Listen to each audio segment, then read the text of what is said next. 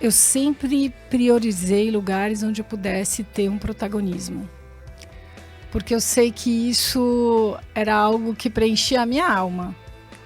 Então, a ideia de começar uma organização no Brasil, e a gente negociou muitos aspectos, então a Endeavor aqui tinha uma área de educação, que não existia na época, tinha uma área de gestão do portfólio, tinha um endowment baseado em doações de equity dos empreendedores, tudo aquilo desenhado, né, na época por mim, com o coach aí do Beto.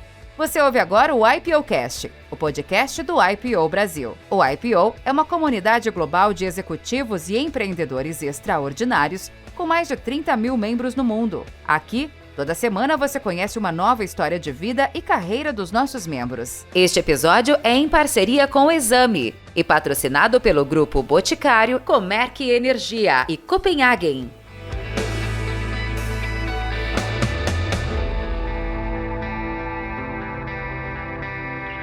Bem-vindos a mais um IPOcast, é o podcast aqui do IPO Brasil. E hoje eu tenho uma convidada muito especial, né? Uma amiga que eu venho acompanhando a carreira dela há muito tempo, desde a época do terceiro setor, né? Como ela trabalhava, que era a Endeavor. Então, estou aqui com a Marília Roca. Bem-vinda, Marília. Eu só quero apresentar rapidamente a biografia dela. Ela, hoje é conselheira do Banco Santander. Vou ter que usar óculos, tá, pessoal? Que é longo aqui. Mas, assim, Board of Trustees da Endeavor Brasil, membro do conselho da Inspirali, e ela ocupou vários cargos de liderança, como eu disse, ela foi empreendedora, foi sócia-diretora da Mãe Terra, ela também foi executiva, trabalhando na TOTUS e como CEO da Inodê. E, óbvio, no terceiro setor, ela cofundou e gerenciou a Endeavor Brasil e a Fundação Brava. E ela é formada em administração e possui um MBA pela Colômbia. Então, estamos aqui com a Marília. Bem-vinda, muito feliz de tê-la aqui, de estar aqui conosco no podcast e ter aceitado o convite, né? Eu que agradeço esse bate-papo, Yapim. Minha admiração é mútua aí. Tive empreender várias coisas há muito tempo.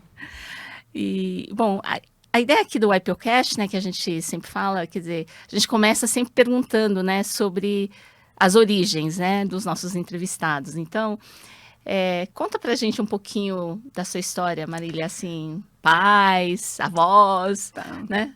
Meus pais são do interior, então sempre brinco que eu sou meio pé na roça, sabe? E acho que isso influenciou muitas coisas que eu fiz e que eu escolhi, assim. Família de italianos, tudo muito simples, tudo muito junto. Acho que desde nova, assim, uma vontade grande de inventar as coisas. Então, eu acabava organizando o campeonato de futebol feminino e acabava organizando o masculino também. Inventava o festival de música da escola, criava o Grêmio onde não tinha. Tinha essa necessidade, assim, de colocar as ideias que eu tinha na prática e acabava fazendo eu mesma. Isso foi... E de onde? No interior de São Paulo? Eu já cresci em São Paulo, né? Tá. Meus pais que são do interior. Tá. Eu falo que isso influenciou muito porque todas as férias eram na fazenda, né?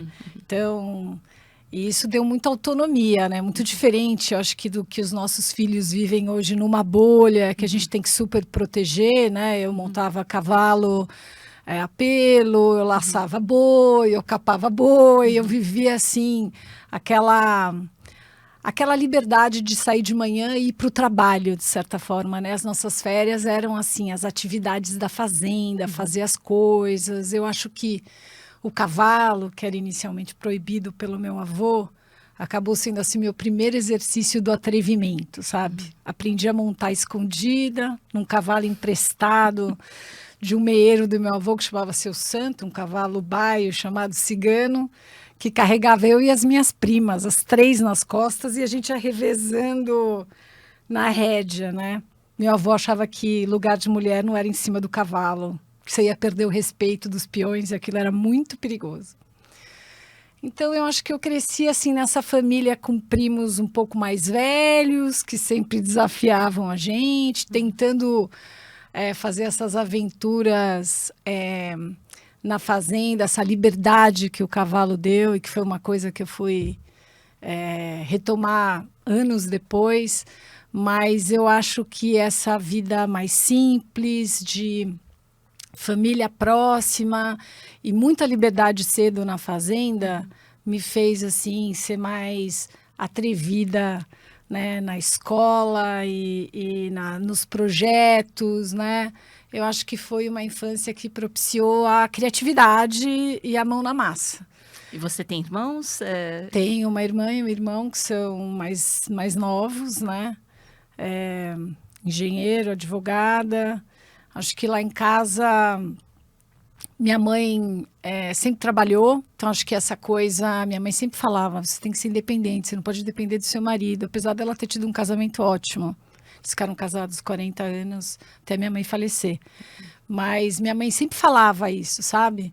Ela tinha pavor, assim, de depender, ela fez PhD, ela era da academia. E o meu pai, um engenheiro de uma família muito simples, meu pai, assim, uma grande inspiração na minha vida, meio que autodidata, sabe? Foi fazer o ITA porque era a única faculdade onde ele poderia dormir no local e ainda tinha uma ajuda de custo. Não escolheu porque é o ITA, né, que a gente conhece hoje. Mas então, assim, eu cresci nessa família que não tinha muitas conexões, que não vivia assim o mundo dos negócios, apesar do meu pai ter sido um executivo durante muitos anos. Eu acho que isso não era muito central, né? E de alguma forma eu fui aquela adolescente assim que causava porque queria acompanhar sei lá, queria acompanhar à noite aula sobre Mário de Andrade, tendo que pegar, sabe, 3 ônibus para chegar, 2 para voltar de noite, e que inventava o campeonato de música e tinha crise de dor de estômago porque fez um negócio grande demais, não sabe se vai ter o dinheiro para pagar, sabe? Então, acho que foi um pouco disso. E que quando eu entrei na GV, eu encontrei meu novo tubo de ensaio na empresa Júnior. A empresa Júnior estava começando, era o 2º ano, tinha tipo 2 projetos por mês. E quando eu entrei lá, eu fiquei procurando essa coisa da prática, o que eu podia fazer, porque estudar sempre foi uma coisa, até então, né, para mim, uma coisa meio que secundária. Eu ia muito bem na escola e eu queria mesmo, eram as atividades extras. A parte social, né? Era que era tipo, quais são os programas, o que eu vou organizar. Sim. Eu gostava de organizar. Uhum. E aí, na empresa Júnior, eu entrei como assistente de marketing logo no primeiro mês e acabei me destacando e, tipo, ficava nas revistas, nos jornais, sentada esperando ser atendida por um repórter. A gente saiu em todos os jornais e revistas, assim, por uns 6 meses. Fomos para 30 projetos por mês, não tinha nem impressora para conseguir imprimir as propostas, assim. Foi meio caótico, mas essa coisa, assim, eu sempre privilegiei muito a velocidade, depois eu faço o faroeste, depois a gente põe o xerife e vê como a gente arruma.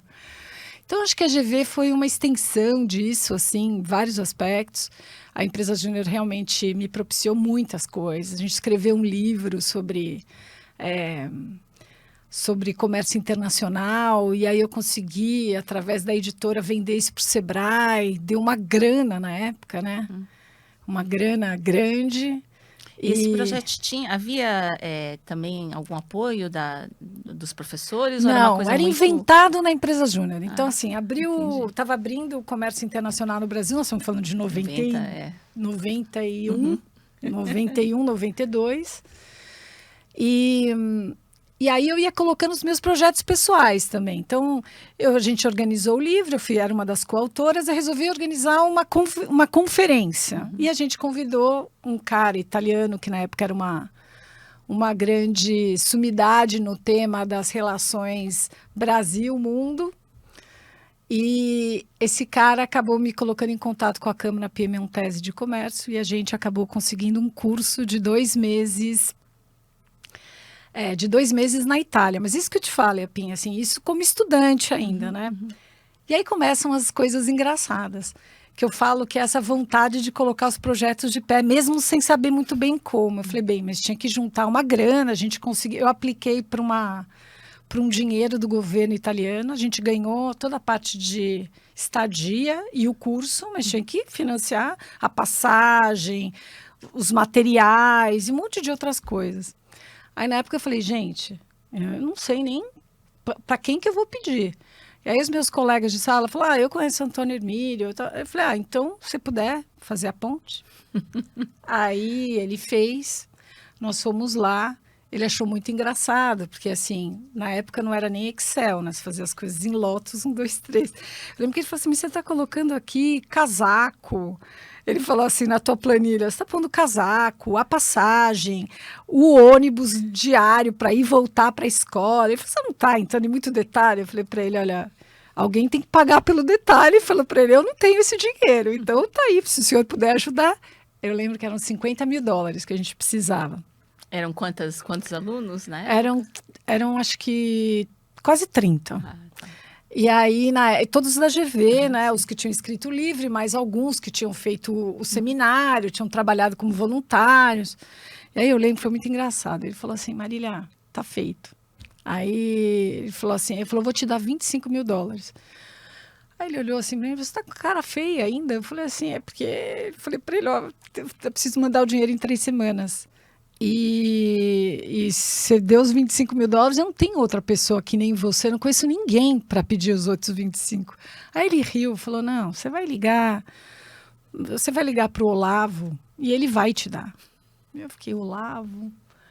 Aí eu falei, desculpa, seu Antônio, que Olavo o senhor está falando? Eu falei, Olavo do Itaú, Olavo Setúbal. Eu falei, tá, mas será que você não acha melhor a sua secretária ligar para ele e dizer que eu vou ligar? Porque eu acho que é difícil ele acreditar nessa história. Aí foi muito engraçado. Ele riu, falou para a secretária ligar para o Olavo. E quando eu fui para o Olavo, cabendo lá no Olavo mesmo, fez as mesmas perguntas, questionou a planilha inteira, me levou para dar uma volta na tesouraria do banco, me deixou esperando 3 horas. Aí no final ele falou assim, Marília, você está com uma cara tensa. Eu falei, eu quero saber se você vai me dar os $25 mil. Ele falou assim, eu vou dar. Ele falou, você acha, você foi lá no meu maior cliente, você acha que eu não vou te dar? E aí ele falou, mas você continua tensa. Eu falei que eu preciso do dinheiro, eu tenho que mandar o dinheiro amanhã. Falei para ele. Ele falou, você pode me dar o dinheiro hoje? Aí ele gargalhou, ele falou, como é que você quer esse dinheiro? Eu falei, pode passar um cheque? Aí ele falou assim, um cheque, Marília? Eu falei, um cheque. Eu falei, porque aí eu consigo colocar na conta do banco e mandar o dinheiro amanhã. Aí ele riu, ele mandou fazer o cheque, eu enrolei o cheque, coloquei no meu sapato, na frente dele, debaixo do sapato, para não perder o cheque. Então, assim, foi essa juventude meio empreendedora e acho que fez muita diferença ter estado em lugares e com pessoas que eu pude reforçar esse meu lado, que é um lado de botar para fazer, né? E aí, depois disso, quer dizer, terminando a GV, você acabou... Quando eu terminei a GV, eu estava indo pela ESEC fazer um trabalho com uma empresa de telecom que estava vindo para o Brasil na época das privatizações. E eu tinha tido uma bolsa de estudos do Banco Garantia durante a faculdade, durante a GV. E o pessoal do Garantia, quando eu fui comunicar que eu estava indo, assim que me formasse para o Canadá, achou ruim, falou, pô Marília, por isso a gente não gosta de dar bolsa para mulher, você vai agora para o Canadá, vai casar com alguém, não volta mais, e a gente dá essas bolsas para melhorar o Brasil. Assim, eu falei, olha gente, eu só estou precisando aprender a falar inglês, falei que o meu inglês é fraco e eu preciso dar um jeito, e é uma oportunidade de eu trabalhar fora. Eles estão assim, não, o Walmart está vindo, a gente está fazendo uma joint venture com lojas americanas, por que você não entrevista lá? E eu entrevistei lá, fui o primeiro trainee internacional da empresa. E 2 semanas antes de ir para o Canadá, acabei embarcando para Bentonville, no Arkansas. E aí eu comecei uma carreira super acelerada no Walmart. Eu fiquei lá por 4 anos só, mas no último ano eu participei da abertura no Brasil, fui e voltei para os Estados Unidos algumas vezes.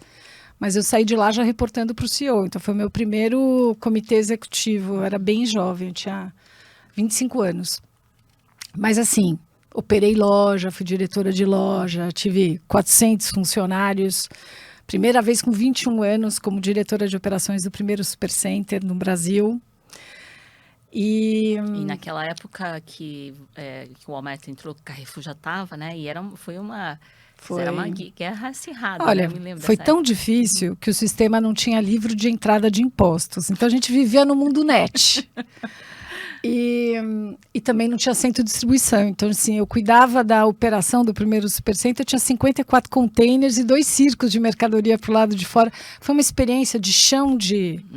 Não é chão de fábrica, chão de loja, de operação, que eu acho que me deu, assim, uma capacidade de entender o detalhe, de quando você desdobra as coisas e como isso se perde na hora de colocar de pé, que me ajudou muito. Fora que a comunicação também, eu falava com o cara que puxava o pallet no interior da loja, na bodega, né, que a gente fala no depósito, e à tarde participava das reuniões com o comitê executivo, com os americanos que ficavam, enfim, na sede, no quintal da loja. Então, assim, foi uma vida que me deu um espectro de exposição a coisas diferentes, pessoas diferentes, ambientes que eu acho que me treinaram para ter uma elasticidade acima da média. E quando eu fiz o meu 4º ano lá, eu percebi que muita coisa que eu não tinha capturado e valorizado na academia, eu precisaria retomar, e foi quando eu fui fazer o MBA em Colômbia. Aí eu peguei uma bolsa da Fundação Estudar, com a cabeça de quando eu voltasse iria empreender.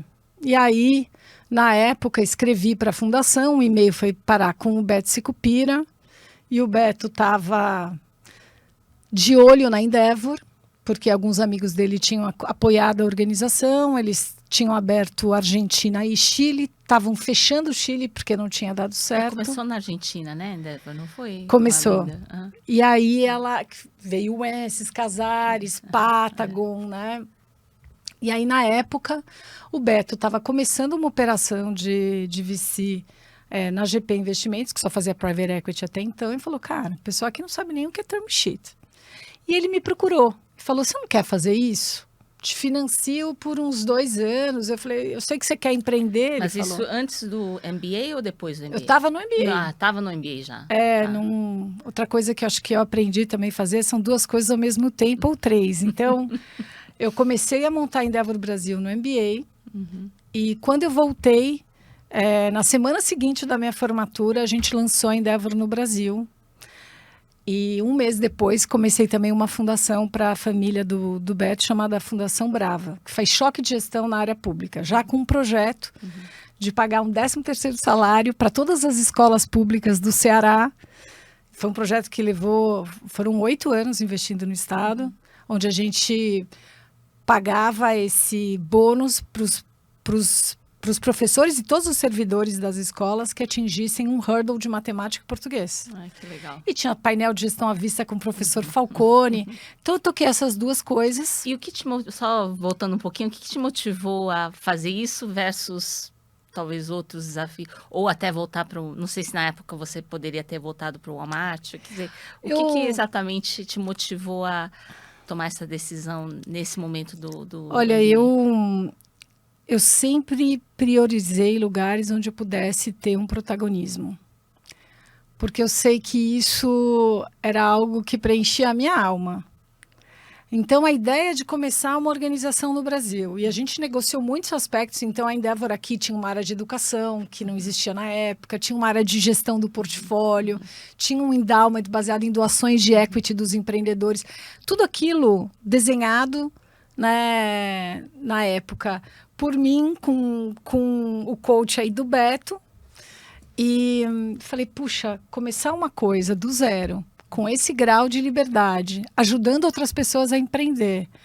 Depois as ideias da Brava, que eram ideias muito, né, as ideias de fazer coisas que funcionavam muito bem nas empresas, transformarem tanto o setor público quanto ONGs. Então, a gente fez um projeto enorme de redução das filas da ACD, um outro projeto enorme de gestão de pessoas para Tamar, Então, né? fazer, quer dizer, quase uma consultoria para esse setor público. Exatamente. De uma forma...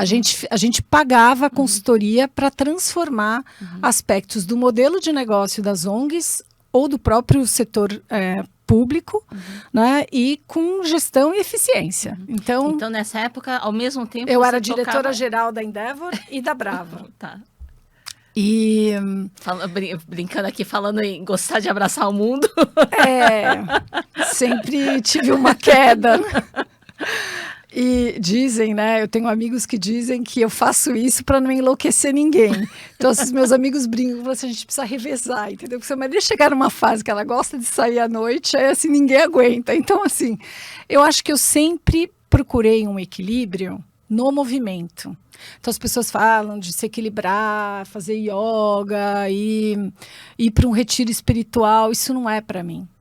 Para mim é colocar mais alguma coisa, porque aí eu vou ter um pouco mais de frentes e consigo, dessa forma, ter mais paciência para esperar os resultados de alguma coisa que vai levar algum tempo. Então, eu acho que ter tocado essas duas ONGs, ao mesmo tempo, eu montei equipes muito boas,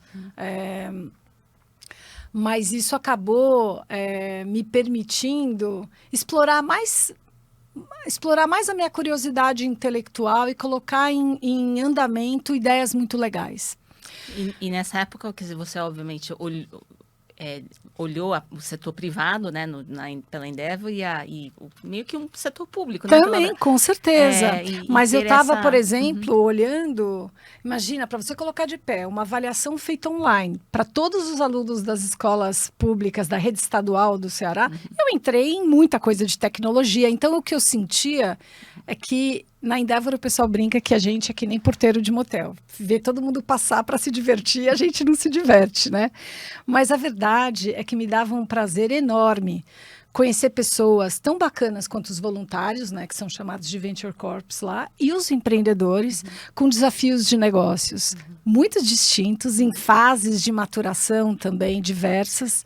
Então, acho que eu tinha ali um prato cheio em termos de colocar essa energia de fazer muitas coisas funcionarem e se aprimorarem ao longo do tempo. Mas passado um certo tempo, eu percebi que se eu não deixasse essas organizações, eu só ia ficar com gente medíocre, porque o meu lugar tinha que ser desejado e tinha que ser tomado. Então, depois de quase 6 anos na Endeavor, passei o bastão para o Paulo Veras, e na Endeavor eu passei o bastão para a Letícia, que está lá até hoje, Picoloto Ferreira, que é a CEO da Brava até hoje. E aí eu resolvi fazer 2 coisas. Então, eu aceitei um convite para montar o Family Office do Jorge Paulo Lemann, do Marcel Teles e do Beto, mas como eu achava que aquilo era algo transitório, eles precisavam, porque estavam acabando de fazer o primeiro deal internacional, então estava se criando a Embev, né, era o deal com a Interbrew. Então eu falei, eu ajudo a montar, porque era o Family Office para ajudar a desdobrar todos aqueles aspectos de acordos de acionistas, né, que tinham que agora decantar para baixo, porque eles fizeram os acordos, mas as famílias nunca tinham estruturado a forma de participar nos negócios das 3 famílias. Então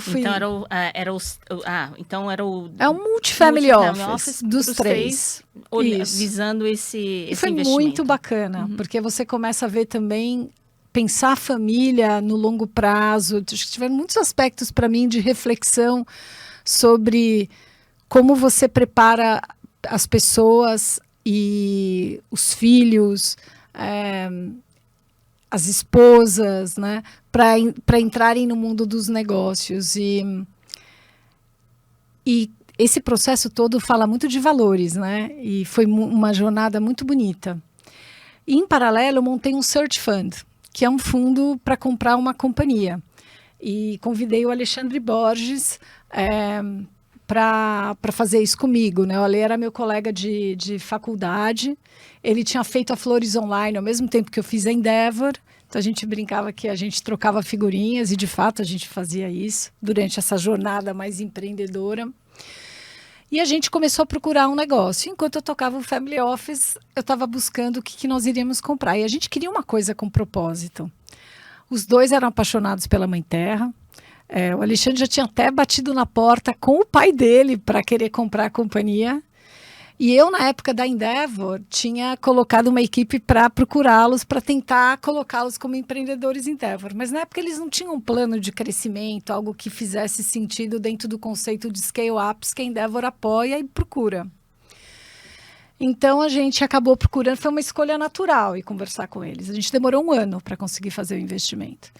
E aí, quando nós investimos, eu me mantive somente no conselho da TOTUS, eu fiquei no conselho da TOTUS 12 anos. Mas você já, quer dizer... Na época da Endeavor, eu fiz uma terceira coisa, que foi entrar no conselho. 4 coisas, na verdade. Eu entrei no conselho da Microsiga antes dela virar TOTUS. Sim, sim. Então, eu passei o processo de preparação para o IPO, depois 70 aquisições. E fui do conselho também do IBMEC. Ah, nossa. Então, eram coisas que eu fazia em paralelo. E quando eu fui para Mãe Terra... E só antes de você começar a falar sobre Mãe Terra, quer dizer, como é que foi esse processo de escolha? Eu sei que, às vezes, né, quer dizer, é uma mistura de várias, né, oportunidade, acesso, sorte, né, quer dizer, mas... Vocês tinham um search fund, né? A princípio. Então, vocês chegaram a ver muitas coisas diferentes? A gente olhou bastante coisa. Uhum. Mas a verdade é que desde o primeiro mês, a gente já começou a conversar com a Mãe Terra. Uhum. É que na época, o empreendedor não queria vender. Uhum. Então, e era uma família que tinha o empreendedor e a família dele. Exatamente. Uhum. Era um empreendedor. Ah, e a companhia já tinha 28 anos. Era um sobradinho em Jurubatuba. Tinha uma máquina empacotadora e trabalhava com ingredientes somente. Então, a gente que trouxe o conceito do... Não, era bem... Eu me lembro... Era mais roots, assim. Era uma coisa mais de alimentação integral, né? Mas a gente via muito valor nisso.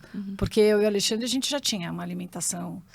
eu fui vegetariana há 12 anos, eu e o Alexandre, a gente comia só integrais, então ali tinha também... Isso na época, quando nada disso era ainda eu acho que mainstream, nem tão mainstream hoje, mas assim, bem menos, né? E a nossa tese de investimento se provou correta, quer dizer, essas companhias lá fora eram companhias que nasciam na mão de formadores de opinião e que depois eram adquiridas por grandes empresas de consumo. Nós tivemos muitas dificuldades na Mãe Terra. A gente perdeu os nossos investidores originais. Foi uma fase muito complicada para mim também, porque no 4º ano que nós estávamos tocando a companhia, essa companhia cresceu rápido, a gente tentou virar para o lucro real e implantar o RP ao mesmo tempo. Perdemos a gestão... Tinha uma fábrica ou era um sobrado, tinha uma máquina empacotadora. A gente montou uma fábrica, que era uma fábrica muito manual ainda, pouco automatizada.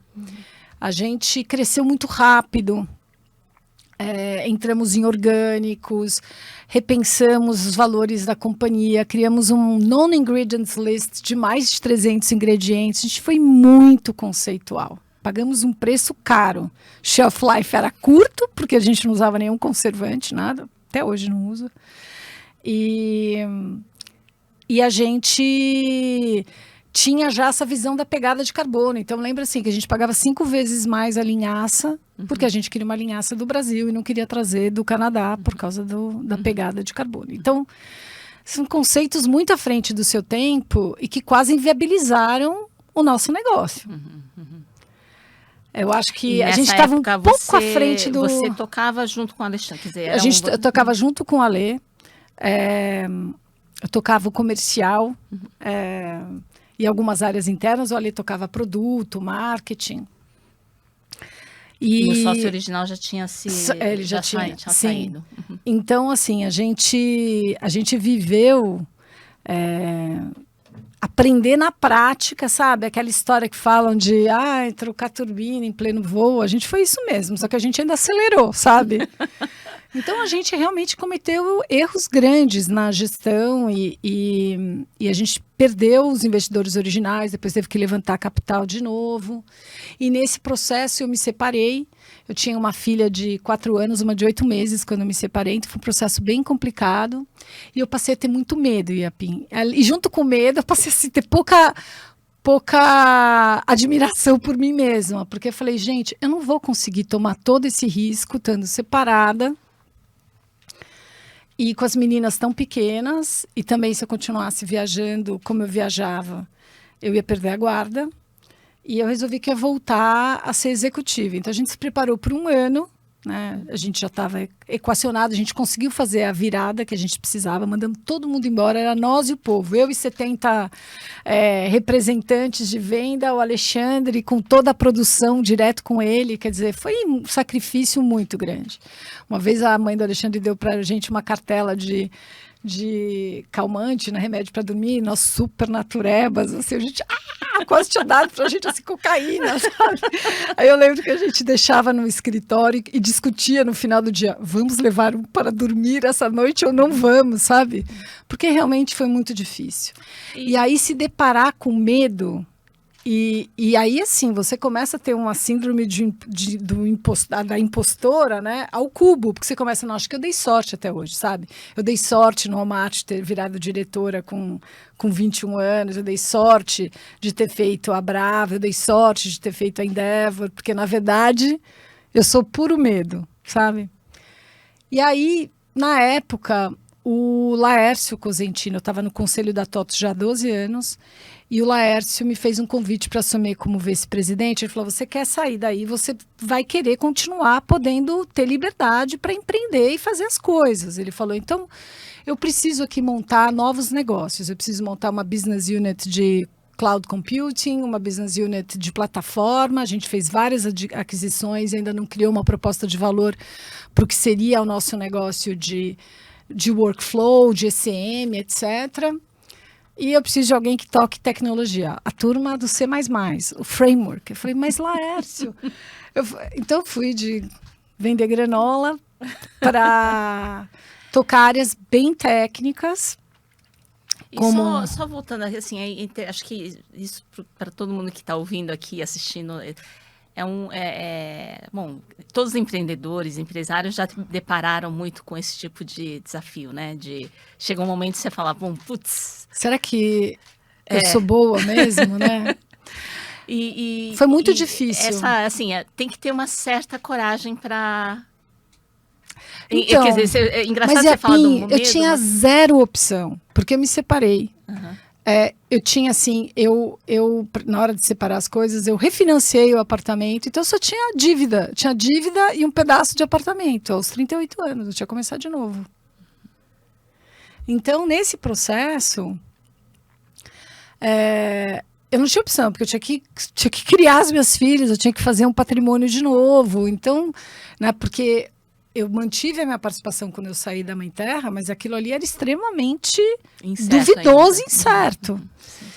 Então você para se perguntar, nossa, fiz GV, fiz Columbia, né, sou Henry Crown Fellow e tal, e, não consigo pagar a geladeira que quebrou, sabe? Então foi um processo difícil, eu sou muito grata à aposta que o Laércio fez, porque definitivamente não era a minha zona de conforto. Mas eu acho que ali, assim, eu recobrei a minha autoconfiança, porque esses negócios novos decolaram. Acho que a gente está acostumado a trabalhar bootstrapped, né? E acho que eu consegui dar a velocidade que a empresa precisava. E fiz isso durante quase 4 anos, quando o Laércio resolveu ir para uma estrutura matricial e essas estruturas independentes deixariam de existir. E eu nunca curti ser rabo de elefante, prefiro ser cabeça de formiga. E falei, bem, agora eu vou procurar um negócio maior para tocar. Foi quando eu fui para a Ticket, ser a diretora geral, era a maior business unit da Edenred no mundo.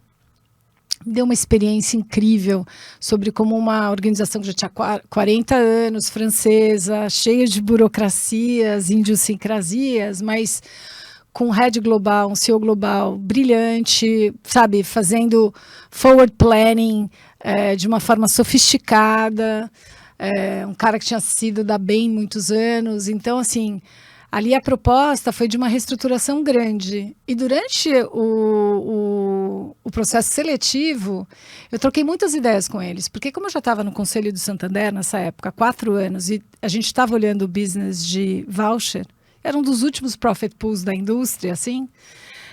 Eu falei, olha, vocês vão ter que acabar deixando de ser um negócio independente e se parcerizar com equity nos bancos. Na época eles não gostaram muito, no processo seletivo. Eu falei, mas vocês já pensaram num benefício de saúde? E eu fui para lá com essa agenda de trocar o sistema transacional. Então, tinha essa experiência de ter tocado times de desenvolvimento, né, de tecnologia, e por causa da TOTUS, e também de construir. Eles não tinham CRM, não tinham Data Lake, tinha que fazer tudo. E aí eu fui para lá.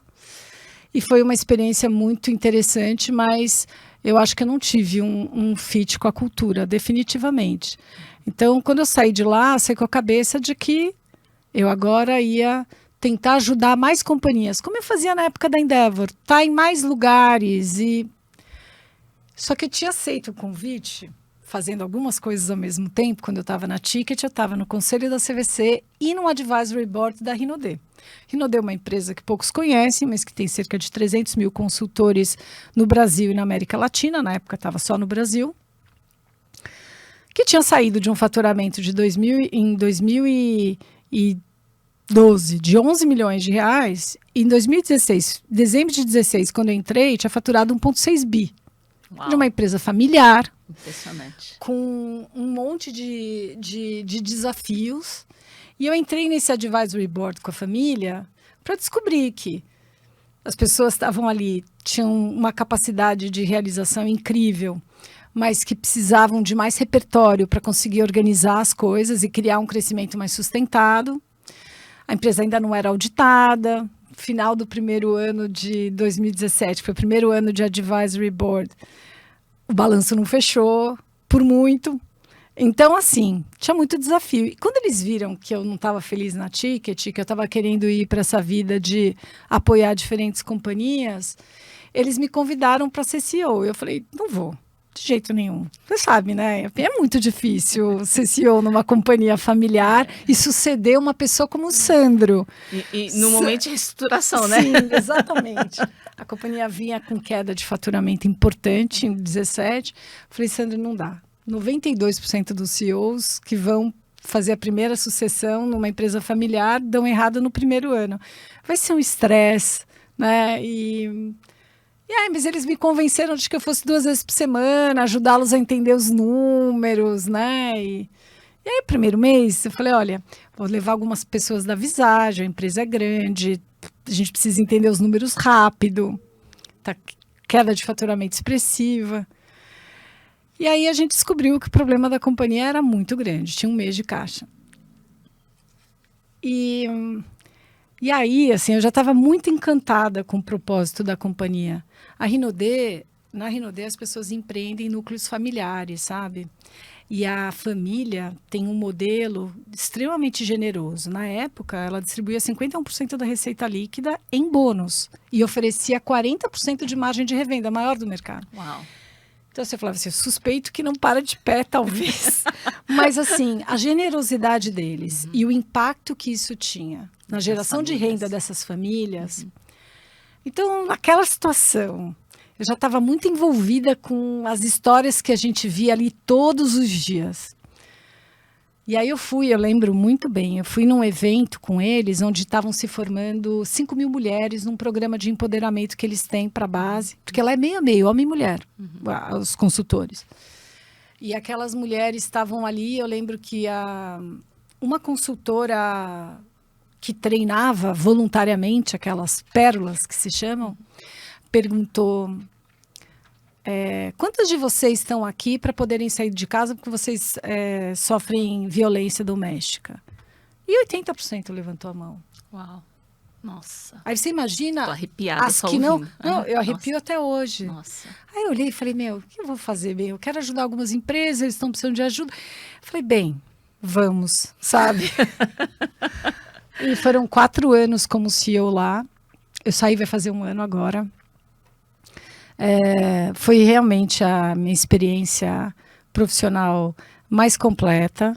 Eu diria que talvez, mesmo tendo trabalhado no terceiro setor, que foi a que me deu mais satisfação do ponto de vista de impacto, porque nós tivemos que redesenhar o modelo de negócio da companhia, mantendo ainda assim ele extremamente generoso, porque era a vontade, a missão da família. tivemos que montar um time que tivesse coragem de vir para a companhia naquelas condições, onde a gente tinha muito pouca certeza para oferecer para as pessoas. Né? O primeiro time que eu comecei a trazer, a primeira condição é estar sem trabalho neste momento, porque eu tinha muito medo de trazer alguém para algo que não conseguisse se desenvolver bem, né? A gente sentou com os nossos fornecedores e disseram, olha, devemos, não negamos, não sabemos quando vamos pagar, tipo faixa subnova administração, não tinha nem pedido de compra. O RP teve que ser reimplantado, passamos a ser auditados, cortamos metade do portfólio porque metade era deficitário, tínhamos 280 milhões de reais de estoque excessivo. Vivemos uma transformação completa. Estabelecemos uma governança que a família se sentisse confortável. É um processo super doloroso. Formar um time, começar a redesenhar os produtos, pensando em sustentabilidade, etc. Nessa mesma fase, o Santander me convidou de volta para o conselho.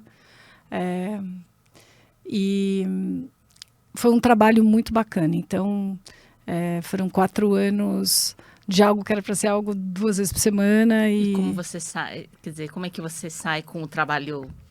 Então, eu acho que a gente colocou a companhia num outro patamar, eu acho que a gente conseguiu, num processo de reestruturação, é muito quando você consegue sair não só com uma dívida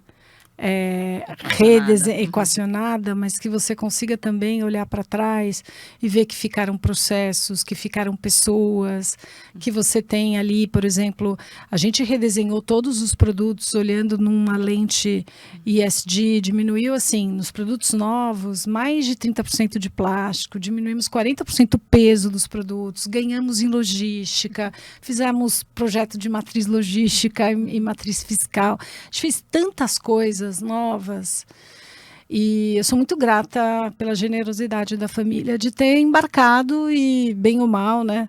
Eu lembro que quando eu falei, olha, Sandro, eu nunca fiz um turnaround na minha vida. Assim, nunca reestruturei uma dívida desse tamanho. E quando ele falou, não, mas a gente vai te dar liberdade, eu falei, olha, porque pode ser até temerário nesse momento. Eu falei para ele, não sei nem onde é a tomada aqui. Então, eu acho que foi um processo muito bacana.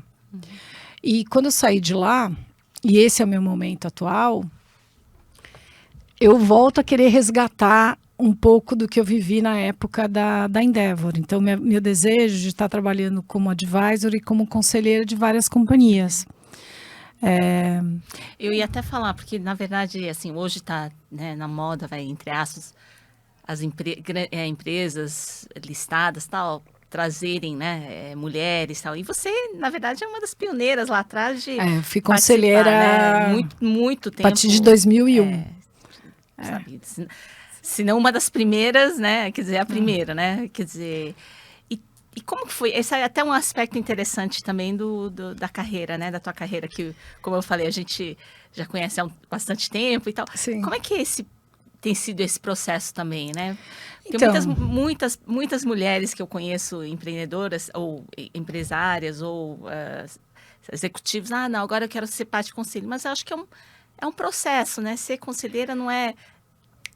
E eu acho que você também tem que ter uma conexão com a companhia, sabe? Então, por exemplo, entrei agora num conselho da Inspirali, que é um carve-out da Anima Educação, com investimento da DNA Capital, aonde assim, você tem todo um idealismo em relação à educação que vem com os fundadores da Anima. E a DNA Capital, totalmente voltada para a área de saúde, uma área encantadora, né? Um impacto brutal na vida das pessoas e uma área que vai sofrer muitas disrupções por tecnologia e, ao mesmo tempo, precisa resgatar uma humanidade. E por ser um carve-out, você tem que reconstruir muitas áreas, né? Que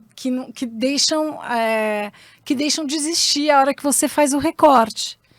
Então, eu acho que está sendo super bacana, por exemplo, esse processo. É um processo muito rico, né? Onde eles buscaram 2 conselheiros independentes, estou eu e o Gouveia, muito próximos da organização e ajudando em temas que vão desde uma arquitetura de nome, já que nós somos, sei lá, 13, 14 universidades pelo Brasil. Como é que você vai equacionar? Vão ter o mesmo nome, não vão ter? Educação é tradição.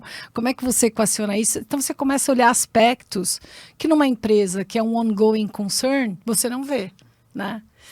Então, assim, eu acho que eu sigo no Santander. No Santander eu estou no comitê, além de estar no conselho, eu sou o representante do conselho, sou a chair do comitê de sustentabilidade, que é um tema para todas as pessoas muito apaixonante, mas no banco é um tema técnico extremamente sofisticado, porque é um ambiente extremamente regulado. Você está falando de atingir, né, um net zero em 2050, mas com um corte em 2030, que é tipo depois de amanhã, onde você tem que neutralizar não as suas emissões como banco, mas as emissões das empresas no seu portfólio de crédito, enfim, de todos os seus produtos.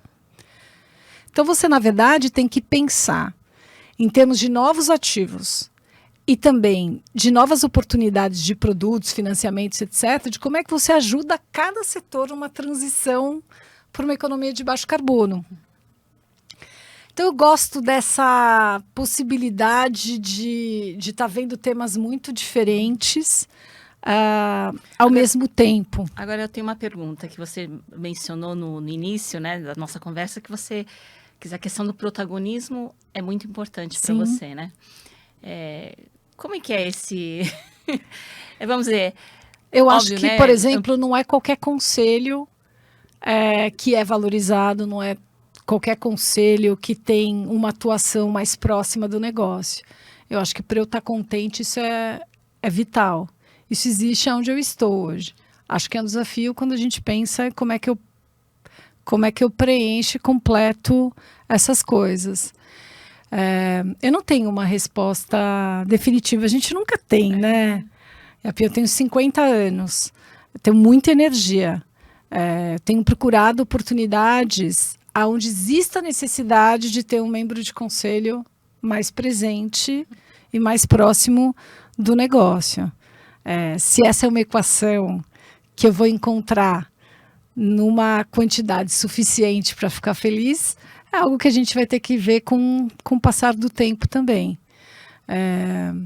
Eu acho que o benefício de você poder atuar em vários negócios ao mesmo tempo, ele é não só um benefício intelectual, em termos de aprendizado, mas ele é também um benefício de impacto, de legado, sabe?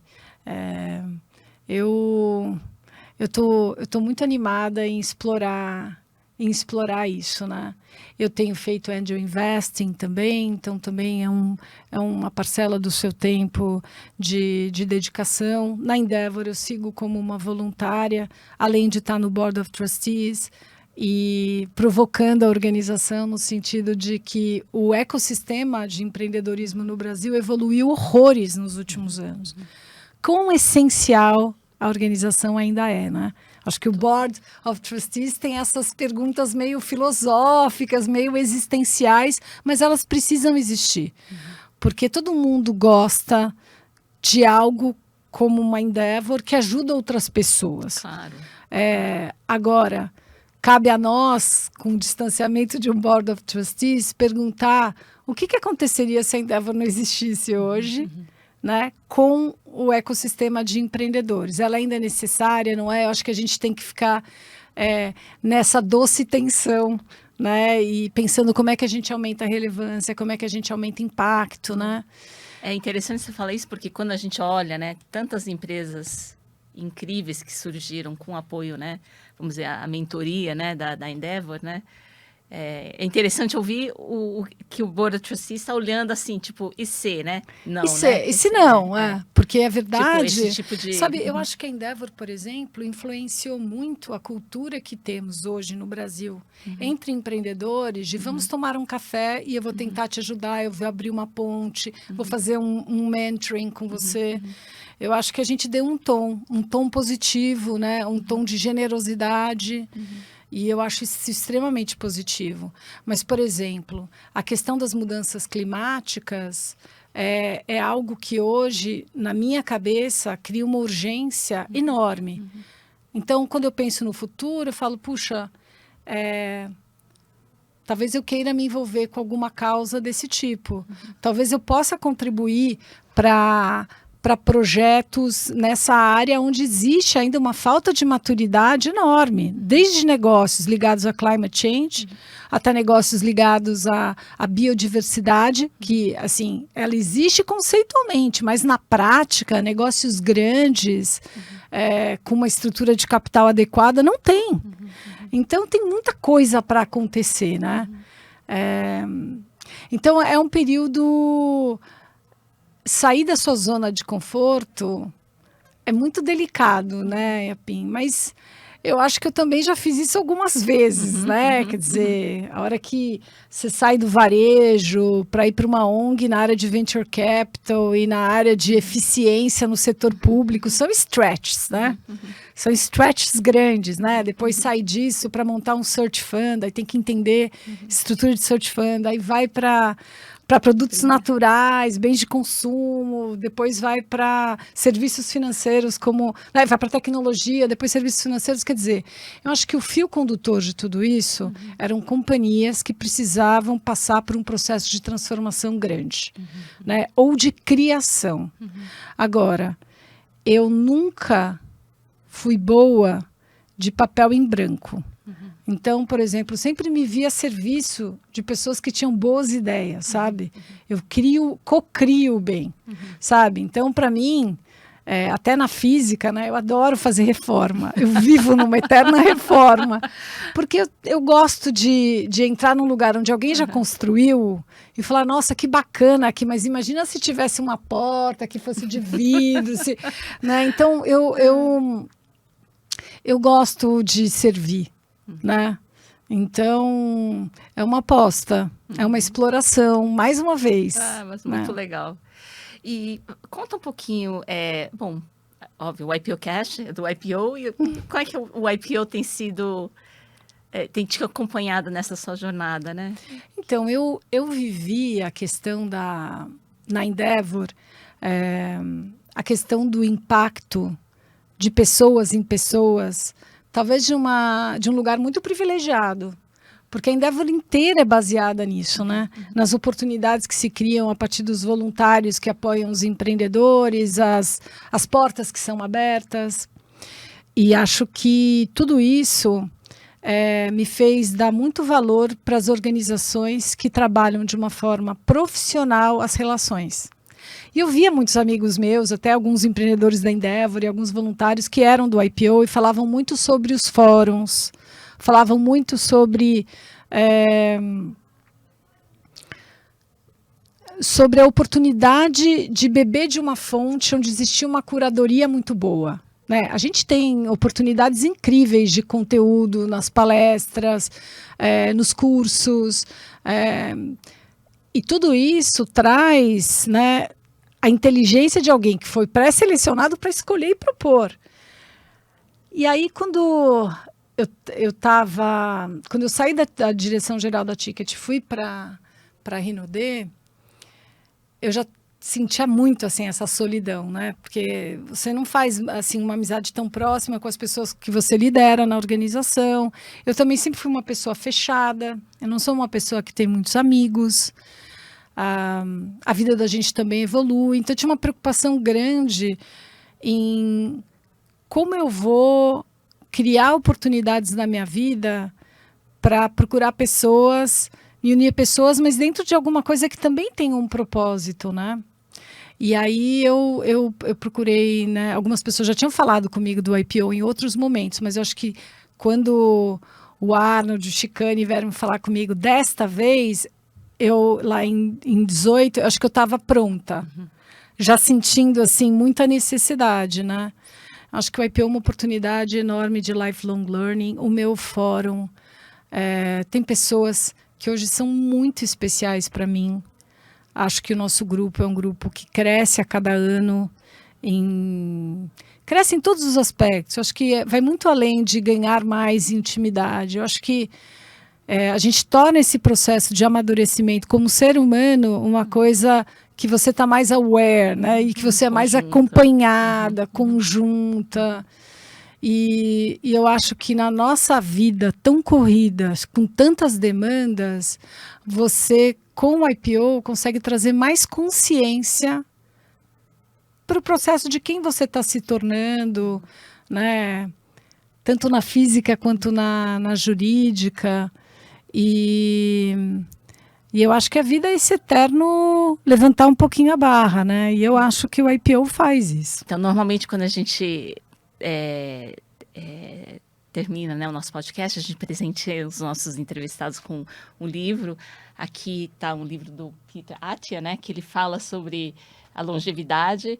Eu acho que, assim, a tua história agora aos 50 tem uma fase, mas sem dúvida vai ter muita coisa pela frente. Acho que todos os valores que você falou em termos de protagonismo, de sustentabilidade, educação, tudo que você mencionou aqui, acho que tem muito a ver também com a vida mais longa. Então, eu espero que você curta isso. Tá? Ouvi falar bastante desse livro. Acho que tem muito a ver aqui com qualidade de vida. Exato, também. Isso. Acho que a Mãe Terra deu muito certo. Quer dizer, né, o desfecho foi vender para a Unilever, inclusive, mas tinha muito a ver com essa alimentação natural. Ouvi falar que ele tem aqui informações super legais. Agradeço muito a oportunidade. Sempre a gente aprende um pouco mais, reforça alguns do's e alguns don'ts, né? Quando a gente fala, a gente faz um balanço geral. Obrigada. Obrigada, viu? Prazer. Então, prazer. Não deixe de escutar os outros episódios do YPOcast, disponível em todas as plataformas de streaming.